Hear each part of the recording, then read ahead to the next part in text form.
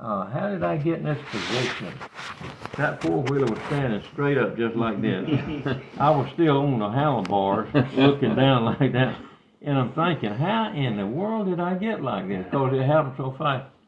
So I says, well, I must be in a hole. So I'll see if I can back out. And I put the juice of that sucker in reverse, and it was like, yeah. And all of a sudden, I come out of it. It came out of it. But then I made it around and come on.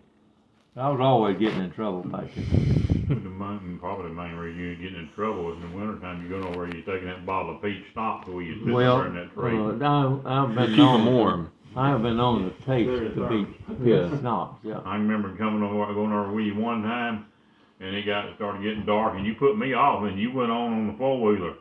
You put me off, and you went on over and hunted, and I sat there, and it got getting dark. Kept getting dark, then it got dark. I said, well, it'd be long in a minute. Darker. It'd be long in just a minute, and then it kept getting longer and longer and longer. And I shined my light. Here's deer all around me on the ground. I was like, yeah, I tried to find one to shoot, but I couldn't find them. Anyway, I sat up there for about an hour, and the wreck, where you been? I said, well, I kind of got mixed up when I got down out of my tree and couldn't find the four-wheeler. But I found it about 2 hours after dark. Yeah, I've been known if it got colder to take a little taste of peach schnapps.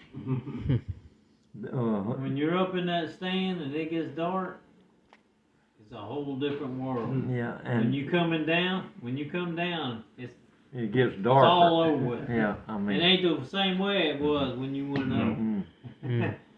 No, that landscape changes completely. Exactly. And it's like you say, if you're out near a field, you can hunt You late. can see, yeah. If you're down in that bottom, If you down in the I woods, mean, 5 o'clock, you can't see your hand on horse. that's right, exactly. His daddy used to get lost every time he went in the woods. He could get 15 feet off the trail and he'd be lost.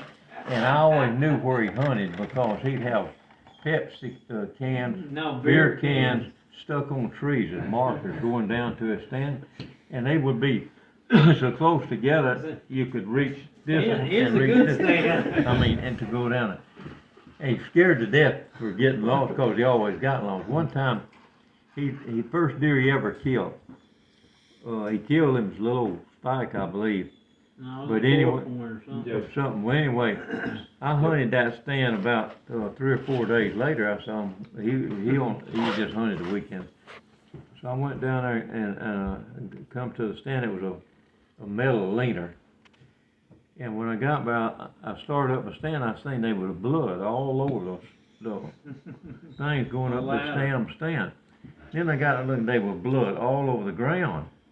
So I, damn, what happened here, man? So I climbed on up the ladder and the seat was covered with blood. I said, what in the hell is going on here? And I was sort of scared, you know. I said, something drug a damn deer up here and ripped him apart. And what happened? He had shot that deer and he was afraid something's gonna come by and steal it, so he drug it all the way up to the top of that damn stand and put it on the platform, and that's how he hunted the rest of the day. He could get that boy getting more crap.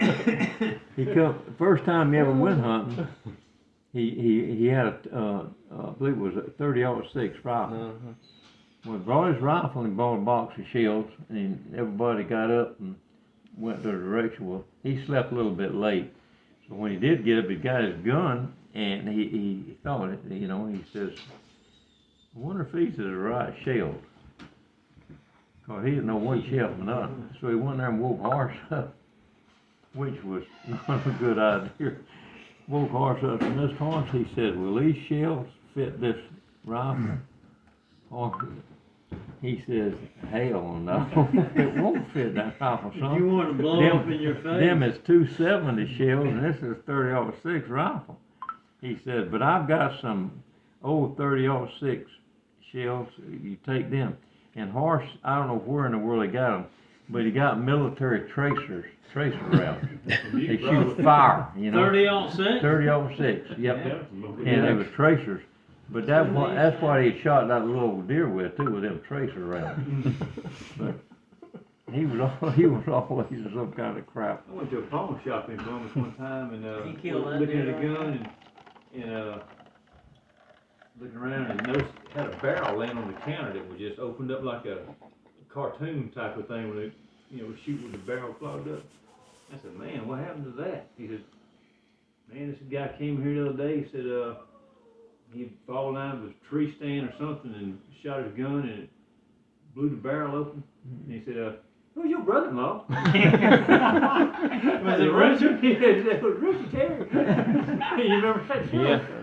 He Shotgun. was running, chasing a squirrel or Yeah, something, squirrel hunting. and fell and stuck his barrel in And the he dirt. got it, then he Yeah, shot they tried it. to shoot and he just opened it up. Like a banana. Well, down here one time, he climbed up a stand, and when he started down, he was coming down backwards, and he slipped or something and fell off and landed right on his dang head, right on top of his head. And I forgot who he was hunting with, but he run over to him and said, check me out. I'm all right. Is my neck broke? I'm all right.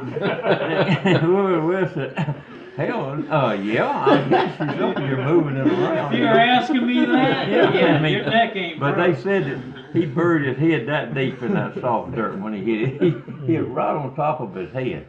Wonder he hasn't broke his neck.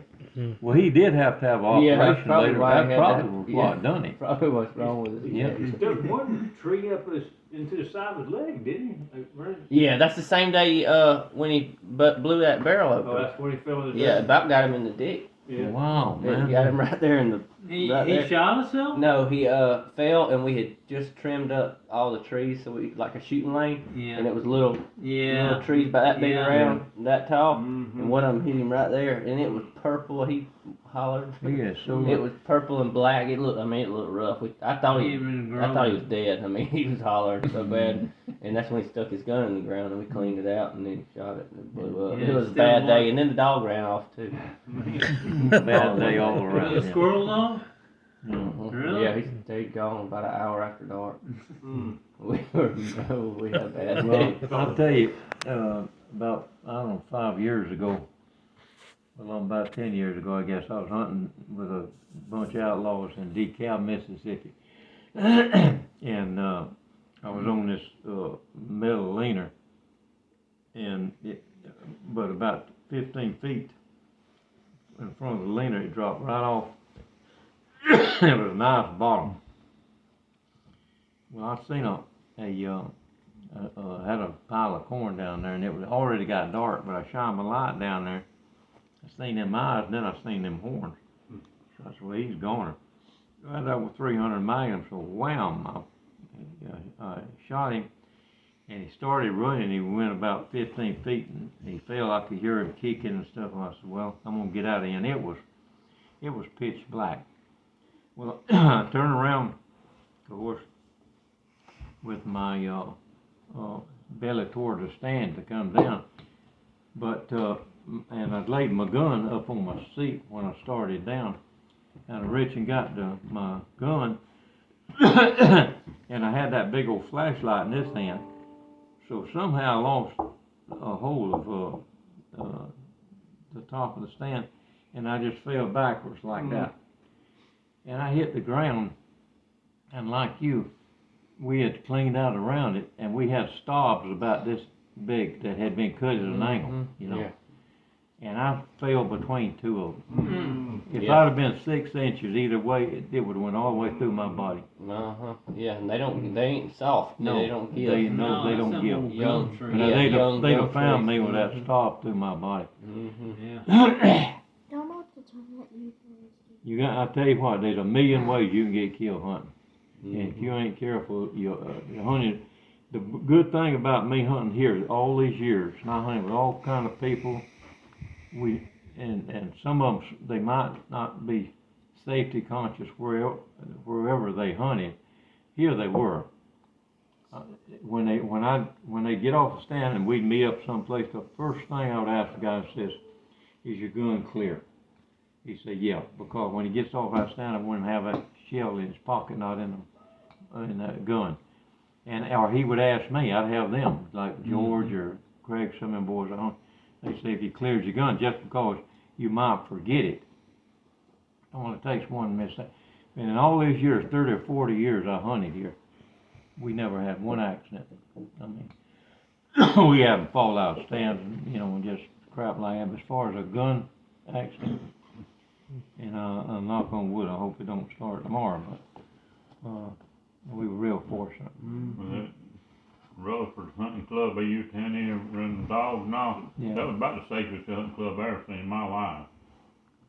I went hunting with them one time. Mike Bucking was a member of it. He took me as a guest. And we were there, and everybody got through hunting and all. We met up at DW's. And of course, you know, he's so beer. Yeah, yeah, We popped and top on one. Everybody was standing around telling him about their exciting day. yeah. And he looked at his boy. What was his name? DW. Scotty. Scotty. Yeah, Scotty. He got killed, yeah. Yeah, he said, hey, you unload that gun? He said, yes, sir. Richard Brown pulled the trigger and blowed the whole side of that truck out. Yes, sir. I looked at Mike and I said, take me to the house now. This is my last trip Yeah, I in. wonder if you was kidding when you said that was the safest group you ever hunted with. Yeah. Are you sure? So we burning all that good deer off. You know, I think it's about time you two boys hit the hay. You ready to hit the But hay? there ain't any hay around. It's Well, outside. stay up then. Yeah. It's There is. outside. It's time for bed. That's where you gotta go. 8:30, boys. What time y'all want to get up? I got an alarm set for about 4:50. 8:40.